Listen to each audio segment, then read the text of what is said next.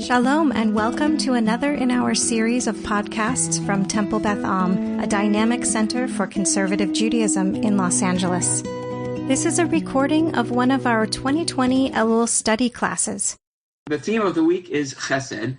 I tend to be an interactive teacher. It's a little tricky to do over Zoom and maybe even trickier when we have people that we don't all know.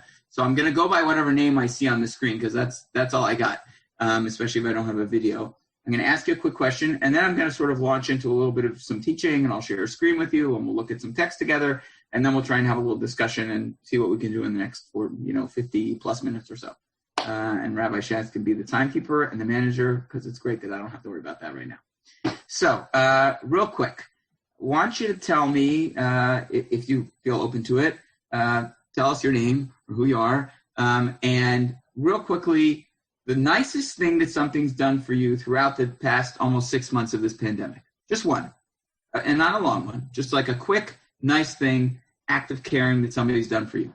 And if you're fancy and you know how to hit the reaction button and you want to raise your hand, hit that. If not, wave and I will call on you. Who's going to start? My people can't leave me hanging because, you're planted here. Karen, go first. Whites and Corns go next. Let's go. Karen Cass, go ahead. Shabbat dinner delivered to my house when I was sick. Great. Not with COVID. Great. Thank you for that. Whites and Corns. After spending approximately 3 weeks in Florida in June, end of June, beginning of July, returning home to be quarantined for 2 weeks, the outpouring from friends who offered to take care of our shopping for us while we were awaiting the 14-week period when we could again go out and do our own thing. Great. Help from when you had to return and stay. Steve Paretsky, go ahead. I'm sorry, but I got to do the Jewish geography thing because I have such amazing connections, even though probably nobody knows me here. But Rabbi Schatz, I'm a current member of Shomrei Torah. I know Rabbi Kamras very well. I was executive director of the synagogue up until a year ago when I retired. And I'm very interested in the Chevra Kadisha work that you're doing because I'm trying to start one in the Valley. Great. And Rabbi Schonbrun, my mother is a member of your synagogue and has been so since it's and I met you in Philadelphia a number of years ago at the Jewish Museum when I met her there and on a bus trip that you guys had taken there. And I was a member of your synagogue when I was 1 day old back in the middle 50s.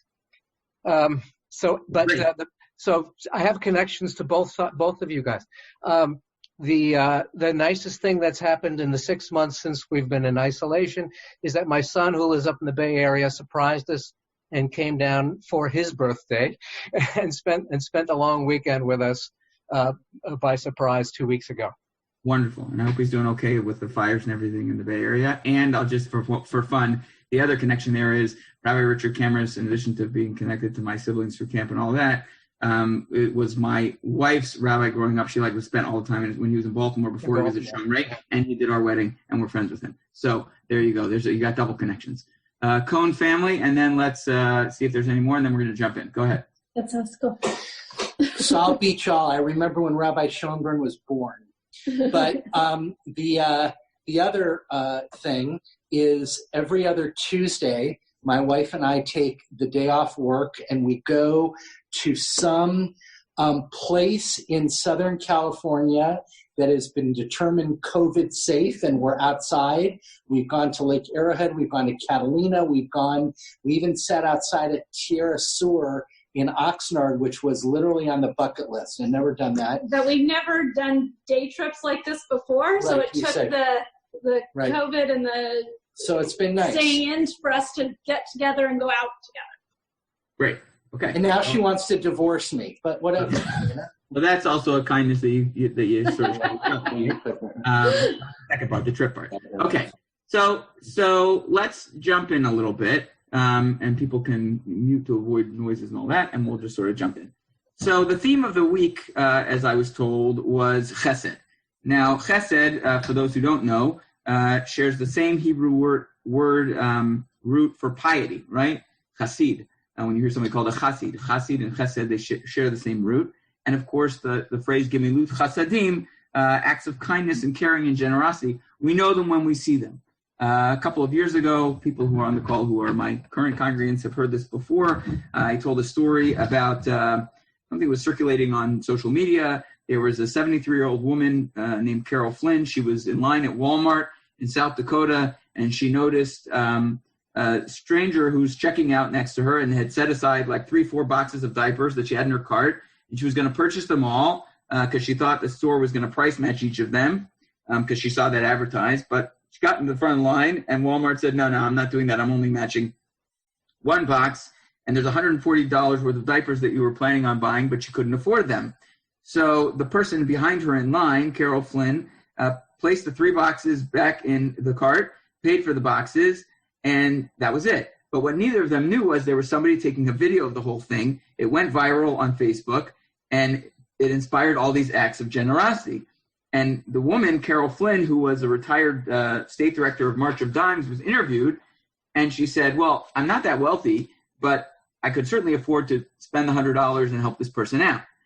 The woman who was helped out, who was kind of embarrassed by all the attention because it blew up on social media and all of that, says, I couldn't believe it. I was shocked. I kept saying thank you and God bless.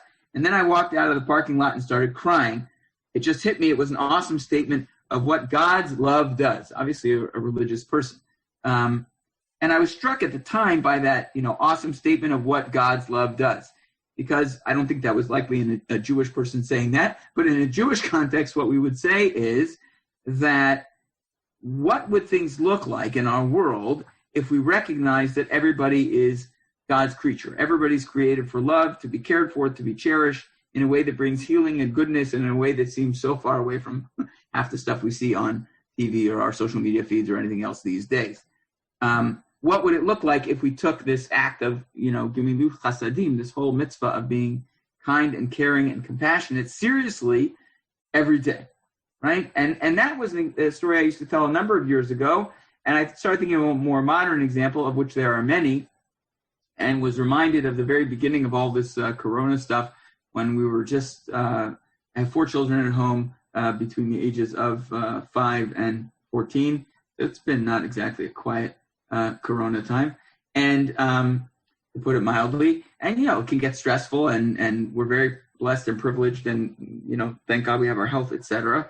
But everybody's having a hard time, and so there was a period where we would watch that show that was put together by John Krasinski, the guy who played on The Office, and he put together this thing called Some Good News, SGN, and it was, he did it 4, 5, 6, I think then he sold it to some whatever, but it was great because basically it was, 30, 45 minutes of nice things people were doing for each other in the middle of all of this craziness. And if you haven't seen it and you want to feel good about the world for at least a half an hour you're watching it, just Google it after SGN, Some Good News. Krasinski is his last name. You'll find it right away.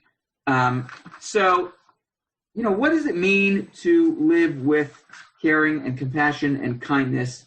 There's a story that is told about acts of kindness that has its context around Rosh Hashanah Yom Kippur. It's in a great little book called 3 Times Chai. If you don't know it, it's the yellow cover, Berman House, Rabbi Schatz. You should have it on your shelf if you don't.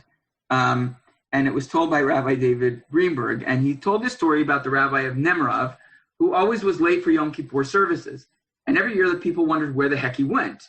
Maybe they said he goes to visit the sick before services.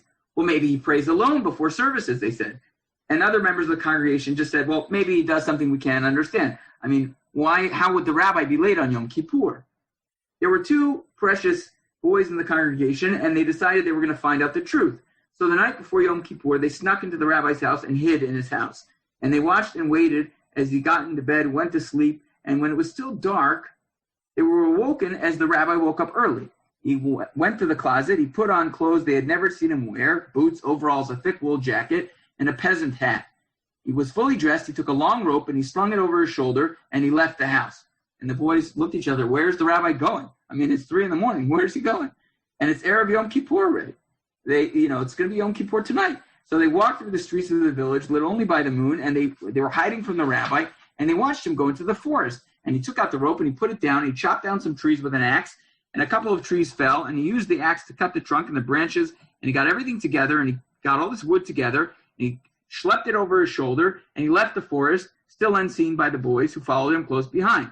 And then he walked a few miles, and he came to some small dilapidated cottage, and he knocked on the door. And a voice they heard from inside say, "Who's there?" Sounded like an elderly woman. He said, "It's me, it's Vassal, the wood chopper. I have wood for you," said the rabbi. "It's a cold morning." "Please go away," she said. "I don't have money for you." And the boys looked as the rabbi, dressed as this guy, chopped wood and said, "Don't worry, don't worry." And he went to the stove, and he put the wood in it, and he lit the fire, and he said, "You'll be warm, it's freezing outside." And then he left the cottage, and the boys looked at each other and followed him, and he quickly returned home, changed in his clothes, and made his way right to the synagogue for Yom Kippur services, where, of course, he was late. So the people said, "So where did the rabbi go? Where'd he go? What's he do before services?" Maybe another congregant said, he wasn't visiting the sick. Maybe he was getting ready for Yom Kippur. Maybe the rabbi actually prayed so much that he went all the way up to heaven. And the boys listened and looked at the congregant who said he went up to heaven, and they said, "No, actually, the rabbi went even higher than going to heaven." And then they started service. So what's the point of the story? What does it mean to be a religious person? I don't think it's an accident that the context of the story is Yom Kippur. And what does the rabbi do on Yom Kippur? Because Yom Kippur is, the holiest day, as it were, right? And so what's this holiest act that's happening? It's not the rabbi standing there in perfect prayer, chanting Kol Nidre, etc. Not that that's bad, that's good too, right? But the message of the story is that a big part of what it means to be a religious person, what it means to be a chassid, what it means to be pious, is going out of your way to be kind and to do random acts of kindness for other people. We have to learn how to open our hands to each other. I heard this to give credit, and especially my Camp Ramon LA connection. I think Rabbi Feinstein said this once, that if you notice when a baby is born, their hands are like this, they're fists. And when somebody dies, usually their hands are open. And basically, we spend our entire life trying to get from here to here.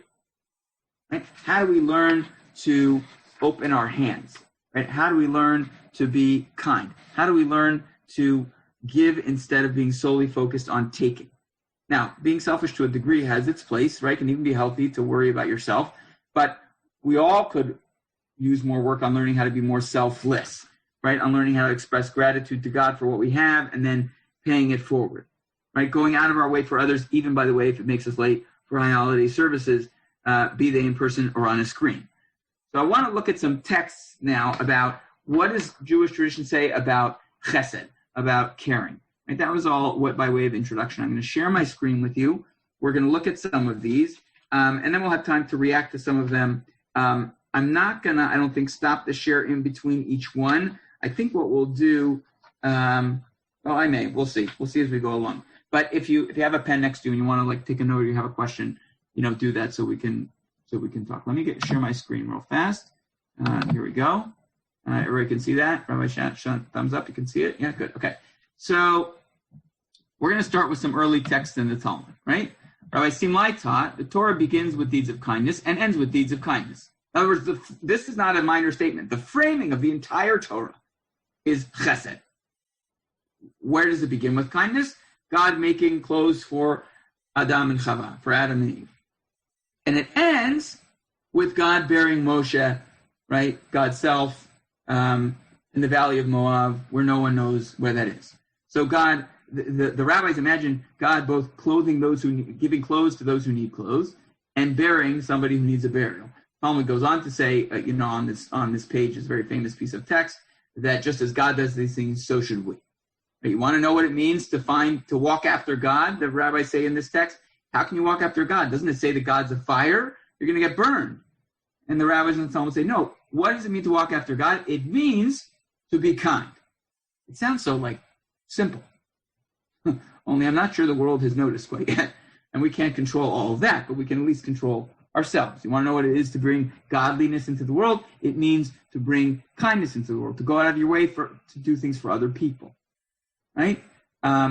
Whether that's giving clothing to other people, helping bury other people. Actually, I'll give you a bit of a morbid example with the last one that I was thinking about recently in my former congregation, we had a congregant who went to everybody's funeral to help participate in the burial.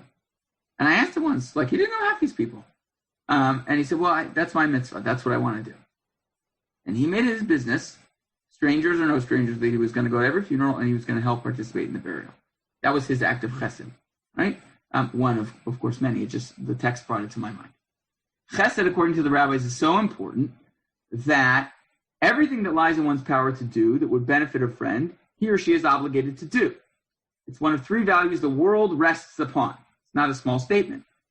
If you can help someone in some way, which we could talk about what that means, by the way. Sometimes people help in ways that they think are helpful.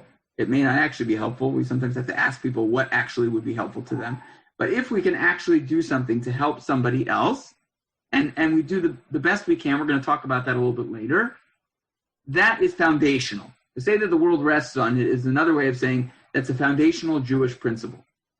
And indeed, says Maimonides in the Mishnah Torah, the purpose of the laws of Torah are to bring mercy and kindness and peace upon the world. You want to know what the whole point is of this Jewish living, says the Rambam?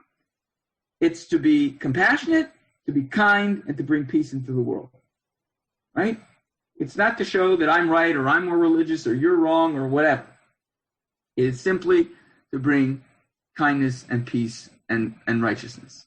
So now, what does that actually mean? Right? When you get down to it, what does some of this mean?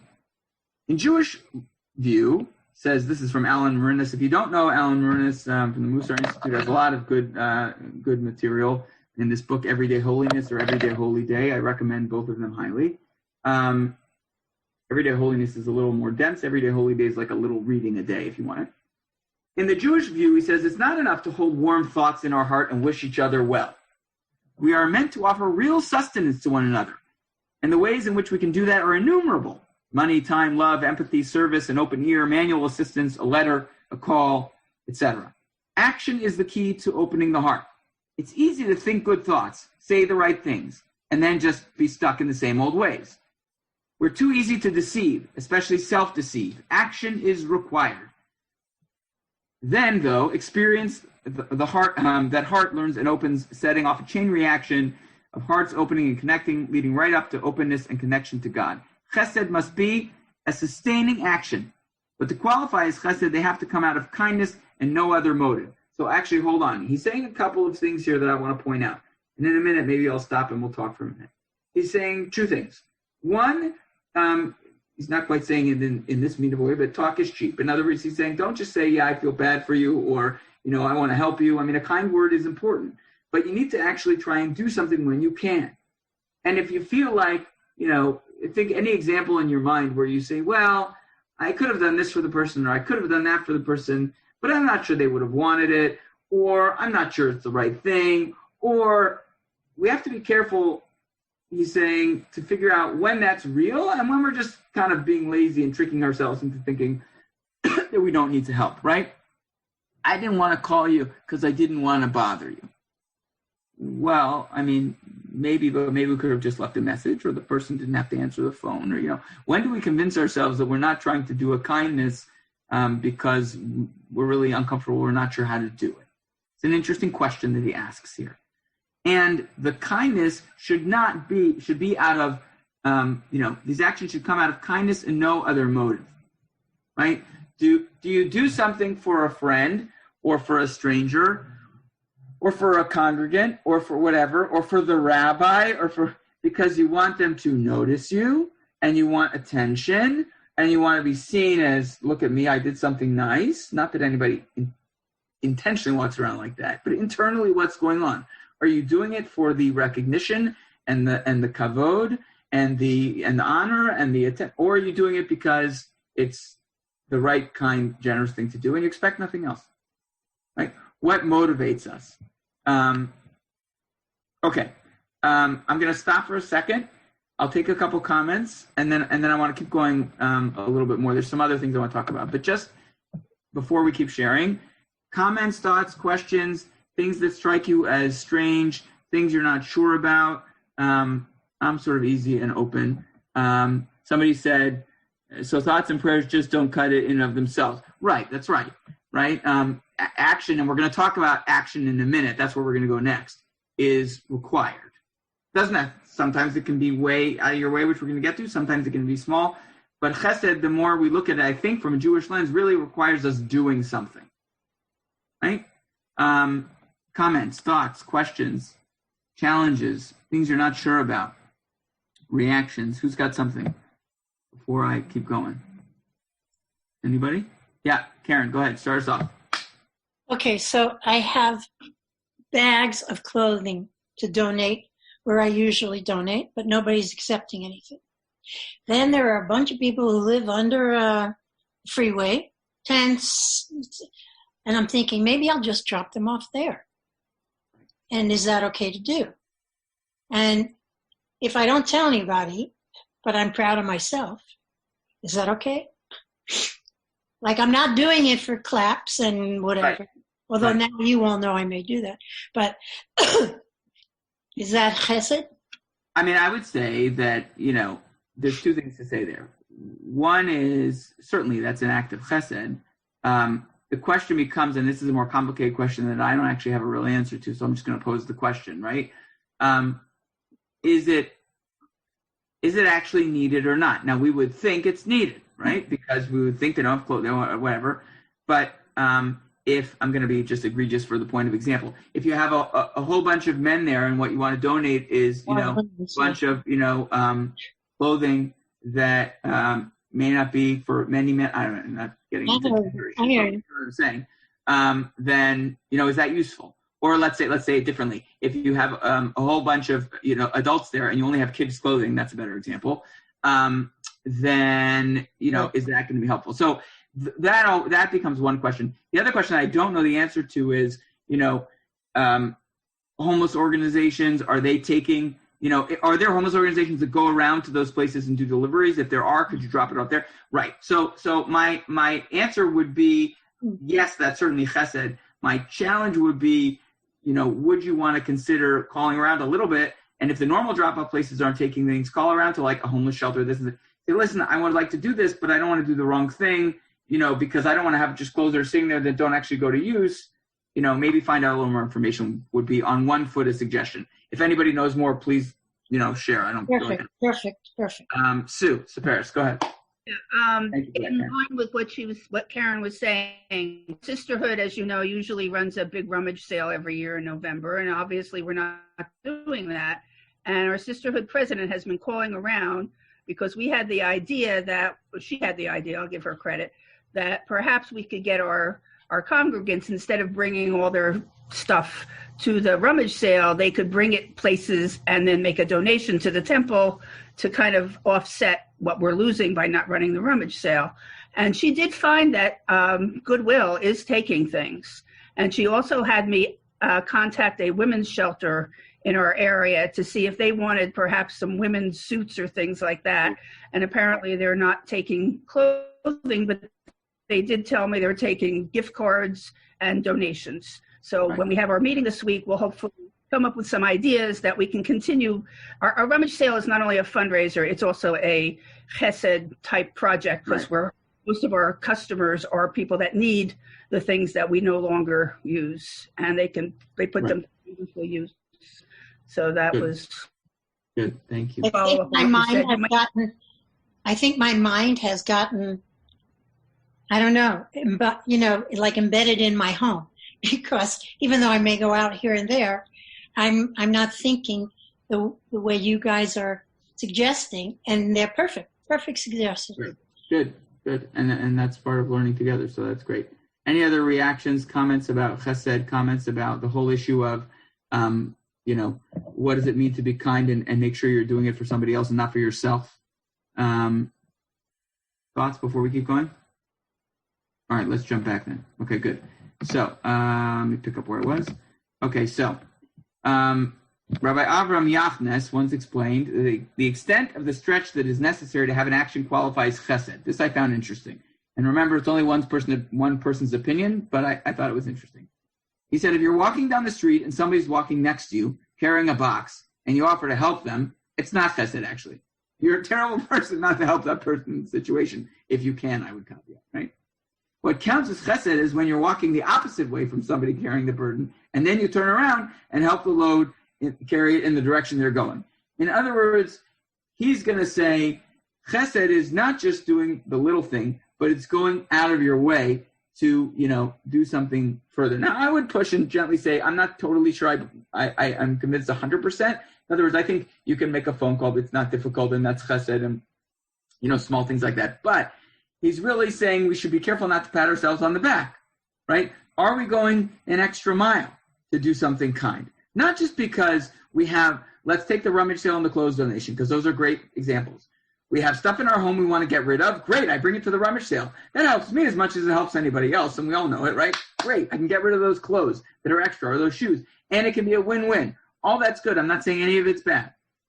But what happens when we need to go out of our way, right? What happens when it's not just convenient in front of us, right? What happens when the person is in front of us in line and is fumbling and they don't have enough change, right? Do we spend our money to help them out?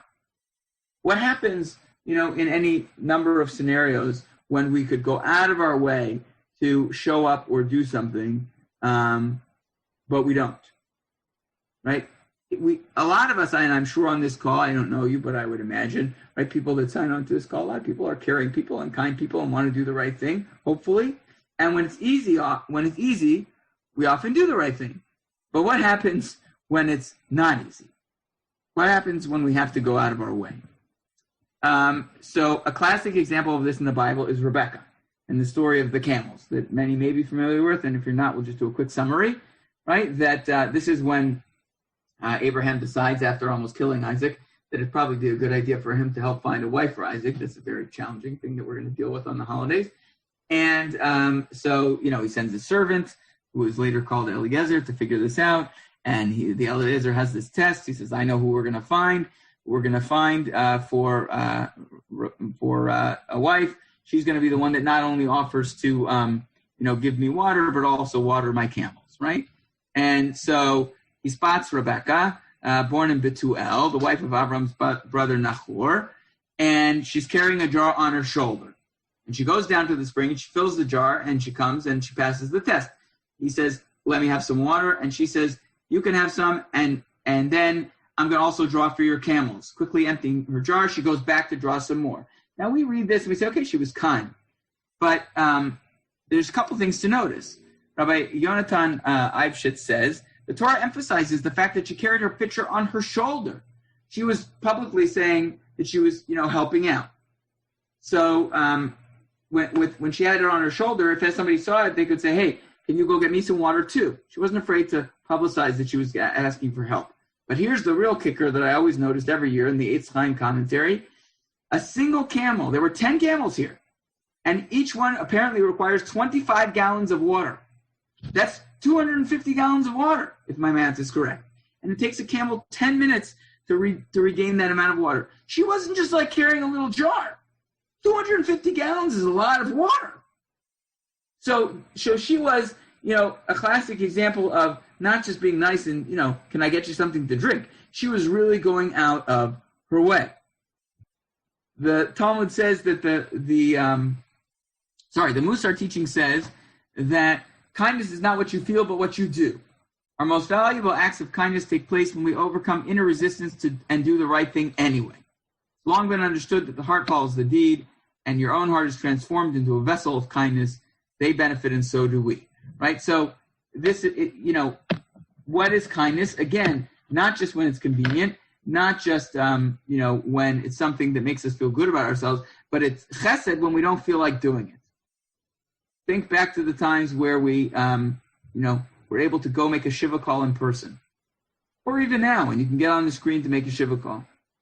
But you've got to do this, or you really need to eat dinner, or you got to get your children or grandchildren, or you have to do something, or whatever. So, really would be an inconvenience. When you go and do it anyway, that's chesed. Right? It's not that it's not chesed when you planned it and you've done it. It's chesed then too. But we're really talking about going out of our way and training ourselves to do the kind thing even when we don't want to. Or even when we could just as easily be doing something else. When you experience a strong desire to be good, said Rabbi Abraham Isaac Kook, who was the first chief rabbi of Palestine, realize that an illumination has come to you. How fortunate you will be if you prepare a proper place in your heart and mind, in the acts of your hands and in all your feelings, to receive the exalted guest, God, who is greater and more exalted than the most noble. Take hold and do not let it go. So here I want to say that why is this like Jewish? Or why is this spiritual, religious, or any way getting us ready for the holidays? Because here what's being said is, Chesed is not just kindness and not just being nice. In this frame, the act of Chesed is, in some senses, a manifestation of the presence of God.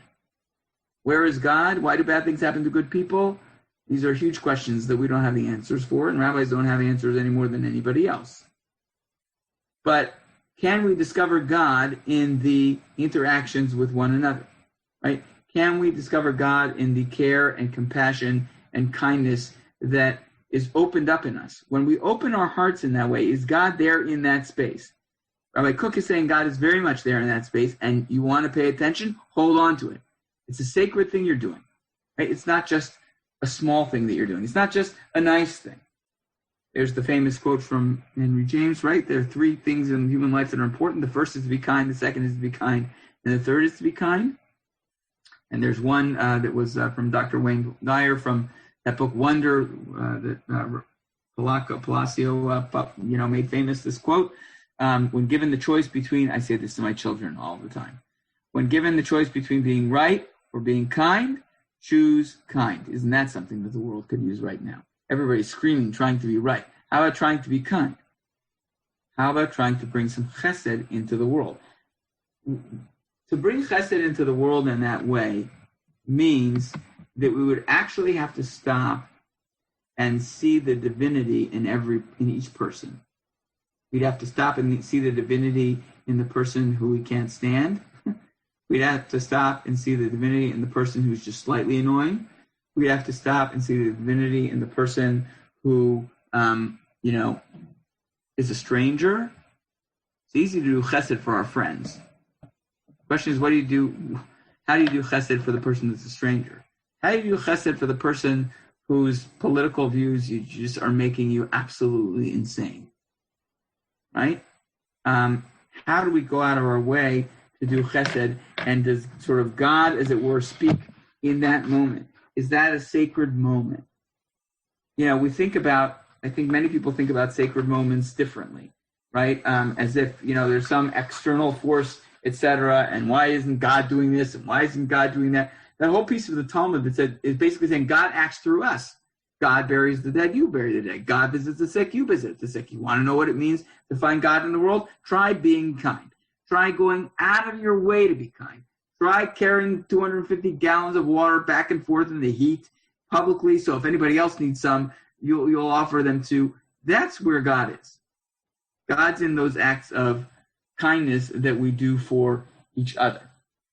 So let's take some thoughts, some reactions, some questions. So you don't have to agree with anything I'm saying. For those who haven't, taken any classes with me before, I have no problem with people saying that's ridiculous, Rabbi. I don't agree with that at all. Or I'm not sure about that. That's all that is good. So let's take some comments, some questions, some reactions, some thoughts.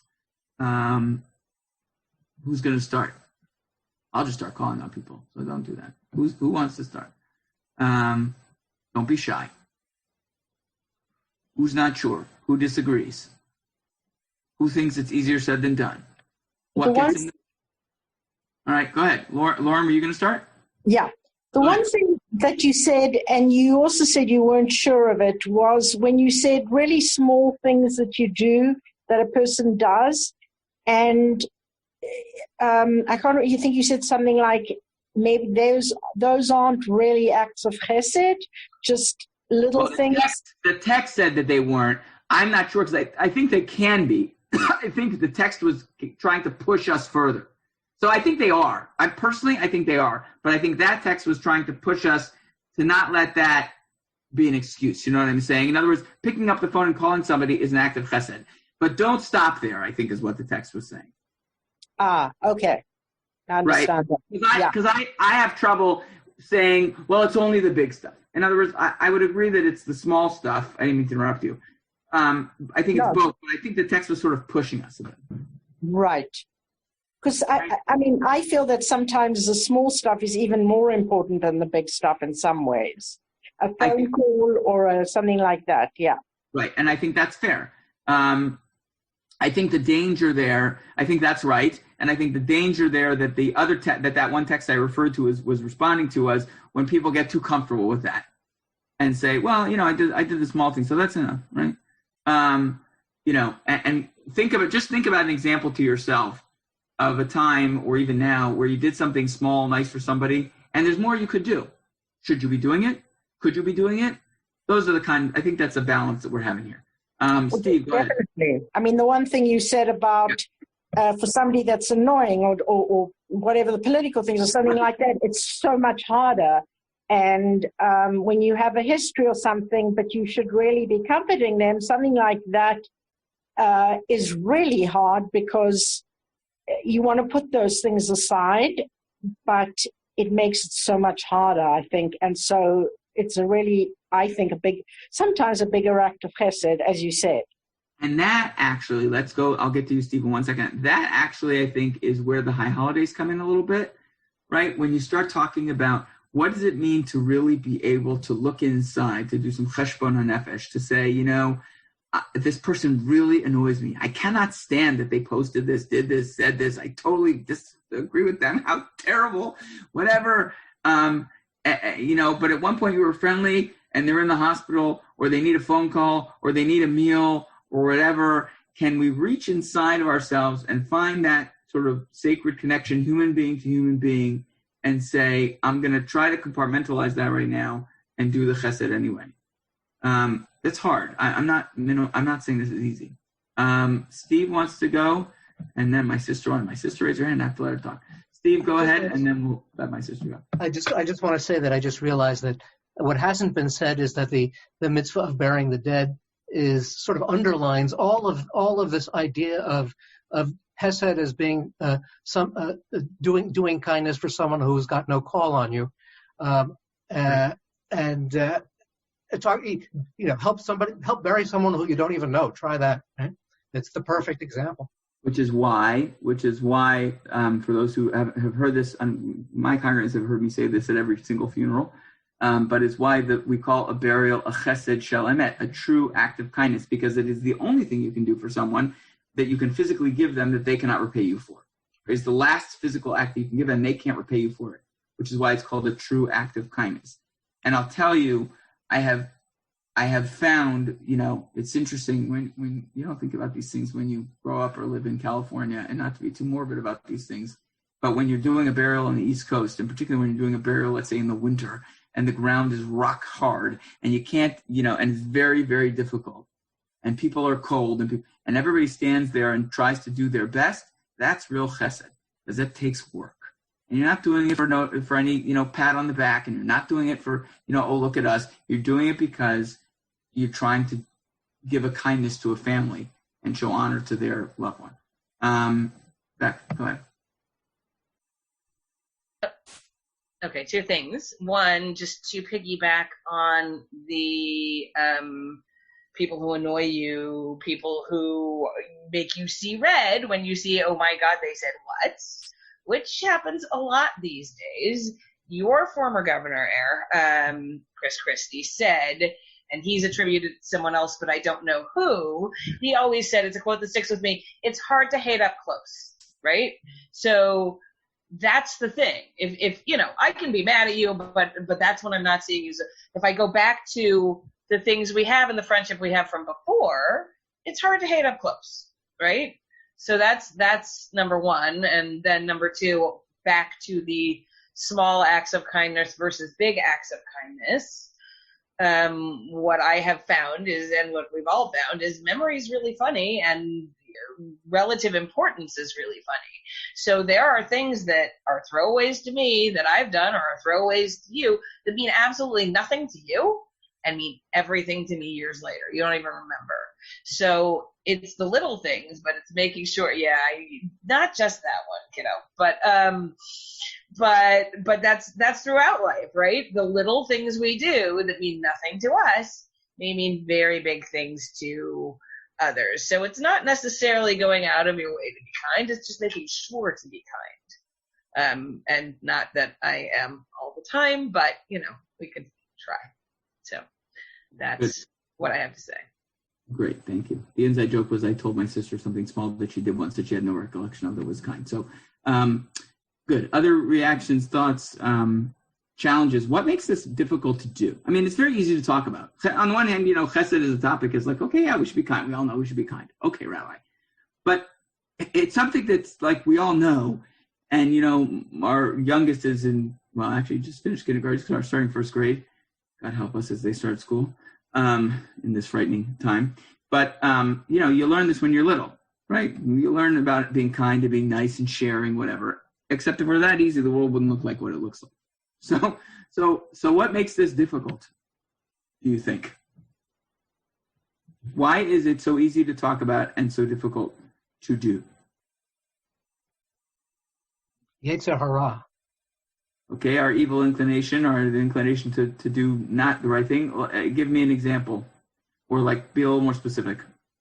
Well, we can often be lazy by nature, or look for the easy way out and to not do versus doing. I mean, that's just sort of the default nature of man. Okay, right. It's because we have to exercise some effort. Good, Cones, go ahead. Yeah, I just think we get caught up in our own lives and what's going with us, and so we don't think about other people, and giving them the kindness and thanking them for what they do for us, or saying hello in the morning, even when you're running into work. We forget about those little things because we're so focused on what we have to do. Right. And it becomes a balancing act. It's a great point. It's not to be a little cliche, it's the Hillel, right? If I'm, if I am only for myself, what am I? If I'm not for myself, right? Who am I? Et cetera, right? If I'm not for myself, what am I? If I'm only for myself, who am I, right? In other words, there's a balance between self-care and caring for other people. And we walk around with a lot of times tunnel vision because we've got things to do. We've got issues. We've got challenges. We've got families. We've got, this, that, and the other thing. And it's normal to worry and think about those things. And I don't have time to worry about this other thing, right? And my Yetzer Hara says, forget it. I don't have time to deal with this. But can we start the new year by looking for opportunities? I like to be very practical about these things, right? I like to sometimes move from all the way to the top to day-to-day stuff. Can you try every day to find one act of kindness to do? Every day. Not for points, not, because God's keeping score, not because you want a pat on the back, just because it's the right thing to do. Right? Go ahead. You respond. Yeah. I think that people get caught up in the idea that their world is the world. They don't do that necessarily knowingly. Right.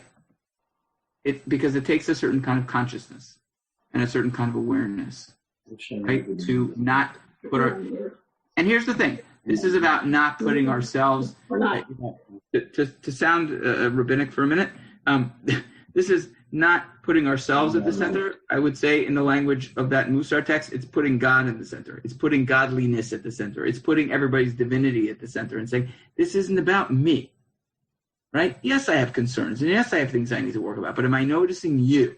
Am I noticing the sacred in everybody? Am I then acting on that, even and especially when it's hard? I had a weird hand issue. Cones, do you want to say something else, or? Mike's was going to say something. He'll come back and then he'll raise his hand again. All right, good. Susan, go ahead. Me? Sue, go ahead. Oh, I'm sorry.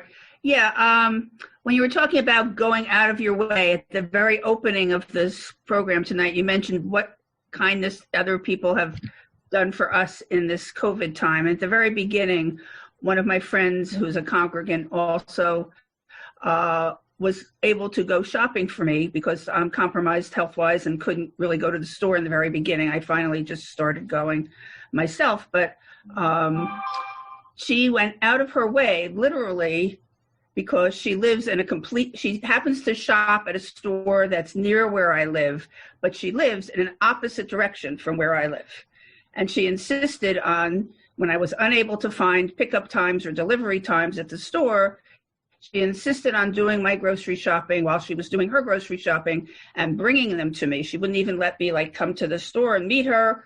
She would insist on bringing the groceries to me and taking them, I would take them from her car into my house, and it was completely out of her way. And it was just something she said, Susan, I'm going to call you every week, and when I'm going, and you're going to get what you need. And that's that. So that to me was true chesed, because she was specifically going out of her way to do that for me. Right. And not for recognition necessarily, not because it was the right thing to do. Like the rabbi in the story who dressed up as somebody else to go do what he needed to do. Mike, go ahead. Yeah, Mike, go ahead. So I just read a book that just came out on kindness by Adrian Bankart. It just came out like a month or two ago. Your hidden superpower, the kindness that makes you unbeatable at work and connects you with anyone. What her main premise is that in life, no matter what you're feeling or experiencing, if you are kind, it's going to bring you contentment. And it's a very interesting premise, and it kind of makes a lot of sense that no matter the situation, even if someone is not kind to you, be kind back to them. I'll put the name of the book and the author in the chat. So, yeah. And the other thing I'm going to say about that, it's called Your Hidden Kindness. Is that what it's called? Great. I'm always up for a new Your book. hidden superpower. Your hidden superpower. Yes.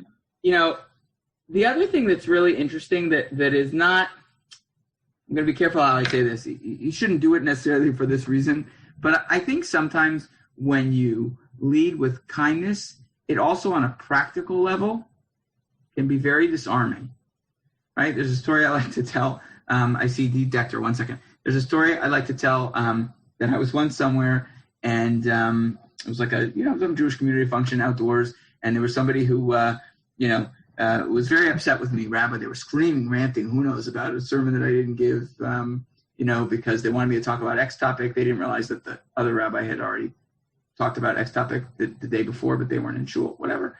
So they were very upset, and they're screaming. And I was not patting myself on the back. I said, oh, I'm so sorry. I was just trying to be nice, right? I'm so sorry. Let me know. I'd love to, talk more with you about it. And it was just, they wanted to fight. And when you responded with kindness, the fight was gone. Now that doesn't always happen, of course, we know that. But on a practical level, your hidden superpower of being kindness is all the things that we've been talking about for the past nearly an hour. But practically, it's also sometimes a helpful tool for just disarming conflict. Let's do D. Dector. Sorry, there's no video there, so just you can't see who that is. But speak. Love to hear from you, and then we will go ahead. It's taken me all this time to think of anything that anyone has done for me in the past whatever months. Mm-hmm. And toward the beginning, I guess, beginning of April, someone had posted they were going to Costco, and I asked if they could get me something at Costco. And then she said, oh, I forgot. Okay, fine. Is there anything else I can do? And just off the top of my head, I said, you live down in Simi Valley. If you're going that way and coming back to Camarillo, it's about an hour drive. For me, it would be, an hour, 2 hours round trip. Could you pick up my sewing machine, which was at the repair shop?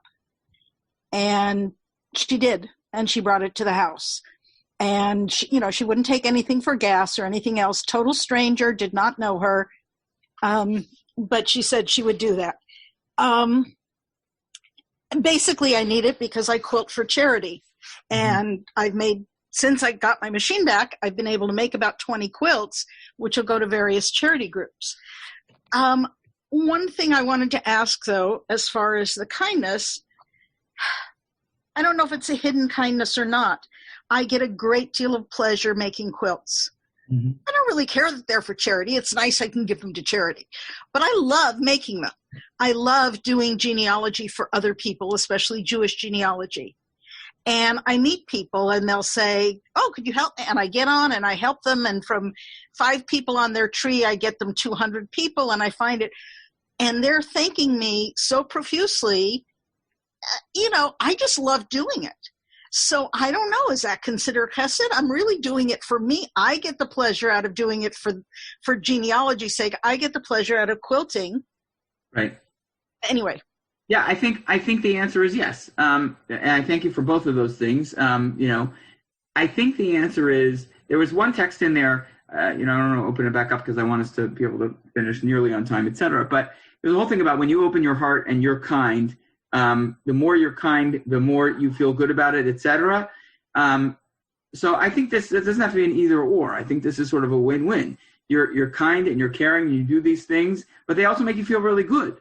And not only they make you feel have the potential to make you feel really good. Look what happened to the person who went out of their way for 2 to 4 hours, and then all of a sudden all these people got amazing quilts out of this one thing. It can be exponential. So I think that yes, it's chesed, and the fact that it makes you feel good doesn't, it can still certainly be chesed. You shouldn't feel bad for feeling good. So there was one question in the chat, and then I want to start to wrap it up just because of time. And then I'll leave it to Rabbi Schatz to figure out how we're going to wrap.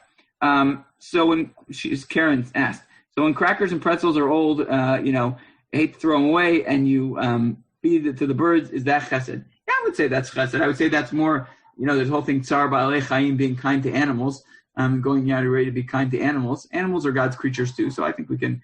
I think the tradition tends to talk about chesed in terms of people. That's maybe a gross overgeneralization, but that's what I've seen in the literature. But if it's not quote unquote chesed, it's certainly tsar ba'alei chayim. It's certainly taking care of animals and God's creatures, and it's certainly a kind thing to do. Okay, so much of living a life of chesed is about going out of our way to help somebody. Doesn't minimize the small things we do; those count as chesed too. It's about doing things both when it's convenient and pushing ourselves to do better. So let's go to the example of the box. We may not all be the type of people to turn around and carry the package, but how many of us even offer to help the person carry the box in the first place, right? I was thinking about that example. When somebody's walking, they're carrying a bunch of bags, do we even offer to help them, right? Do we open the door for somebody, which seems to be small? Now, because of Corona, maybe that's a little more complicated, but let's, God willing, we'll be past Corona, right? How do we think about living lives of chesed on a daily basis? Many of us, very blessed in our lives. We face challenges. We're all going through one heck of a national challenge right now in the face of COVID-19 and many other things. And we know that life can be unfair, and we know that things don't always go the way we want them to go. But at the same time, Jewish wisdom around chesed at its core is about reminding us how much we do have in life, reminding us how blessed we are in so many ways. And with that recognition of gratitude, which is a piece of this that we didn't talk about, but I want to leave you with this. With that recognition of gratitude, we're then invited to spend at least some small portion of every day working to increase the goodness and the blessing in the lives of others. It's kind of like what I think Sherry said when we sort of get out of our own head and we think, hey, we have so much, how can we pay that forward to other people? With acts of kindness, small or large, friendly smile or wave since we're wearing our masks and smiles don't always work. Offering to help somebody else out with children, with grandchildren, calling somebody who's having a hard time, et cetera, et cetera. Small, big, we've talked about a lot of things on this call, ways of helping other people. So what I want to say in conclusion is this. As we continue preparing for Rosh Hashanah and Yom Kippur, that will certainly be like no other Rosh Hashanah and Yom Kippur, whether you're on the East Coast or the West Coast or the Midwest or anywhere, right? The question is, are we going to focus on what we receive or don't receive every day? Or are we going to focus on what we can give? Because as Sir Winston Churchill once said, we make a living by what we get. We make a life by what we give. We make a living by what we get. We make a life by what we give. Right? And by the way, I didn't think about this before, so I'm just going to say it now. The person who was asking about, feeling good, the word to give in Hebrew, natan, nun, taf, nun, is a palindrome. It goes, backwards and forwards the same way. So you give and you get, right? So let's ask ourselves as we get ready for the new year, what kind of person do I want to be? What kind of chesed can I bring into the world? What can I do today and tomorrow and the day after that to make somebody else's lives maybe even a complete stranger, that much better. Because to do that, to live in that way, is to come to know ourselves, our fellow human beings, and our God in a way that brings a meaning and purpose into our lives and into our world that is for the good, something that we all need desperately right now and the world needs more of. A great way indeed to start off a new year, and I'll wish everybody a few weeks earlier, Shana Tova, a good and healthy, please, new year for all, as we all embrace the challenge of bringing more chesed into the world.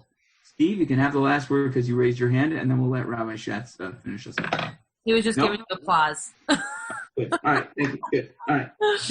Thank you so much, Rabbi Schonbrun. It was really just a pleasure being able to learn all of this with you. And what you might not know is that starting tomorrow, we're starting the week of balance. And I think there's such a beautiful way that you just capped out this week of Chesed in taking us into this next week of not only thinking about the ways that we can do Chesed in the world, but that we can also appreciate the Chesed that others do for us, and the ways that we can make sure that when we are thinking about the Chesed that we are doing, that we're also responding in some way, like you just said with Natan, that we can be in reciprocal relationship with those who we are encountering in terms of that Chesed, or we are doing that Chesed for. So that you did a seamless transition, even if you didn't know it.